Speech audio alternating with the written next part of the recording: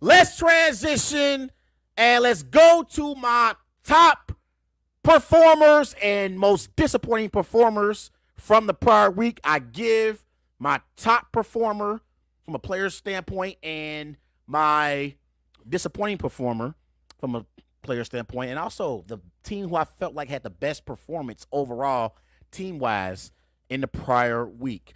Let's start off with my top week one performer. It's none other than Tyreek Hill. Ladies and gentlemen, Tyreek Hill had a sensational performance last week for the Miami Dolphins.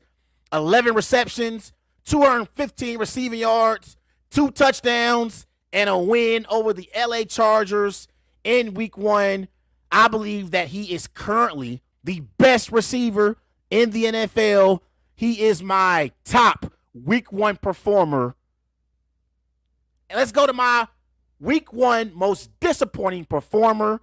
My week one most disappointing performer overall was none other than Joe Burrow. Joe Burrow had one of the worst games of his career. 14 of 31, 82 passing yards. It was one of the worst games of his career. And his standard is so high. That's why I had to select him as my most disappointing performer of week one. Now, let's go to my top week one performance team-wise in week one. In week one, the team that had the best performance was the San Francisco 49ers in their 30-7 win over the Pittsburgh Steelers. I thought the 49ers proved that they are the team to beat in the NFC. They definitely proved that they are the team to beat in the NFC West. And I thought Brock Purdy looked really good. Was able to throw the football down the field effectively. Christian McCaffrey had a touchdown as well. That defense got after Kenny Pickett.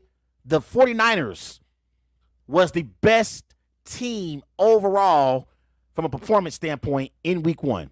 The worst week one performance team-wise was the New York Giants in a 40-0 loss to the Dallas Cowboys. But honestly, it's not surprising to me because I felt like last year the New York Giants were overrated and they were not really good. Yes, they got to the divisional round of the playoffs, but the Giants were overrated last year. Daniel Jones is a below average quarterback. I like Saquon Barkley and Brian Daboll, but this Giants team is not very good.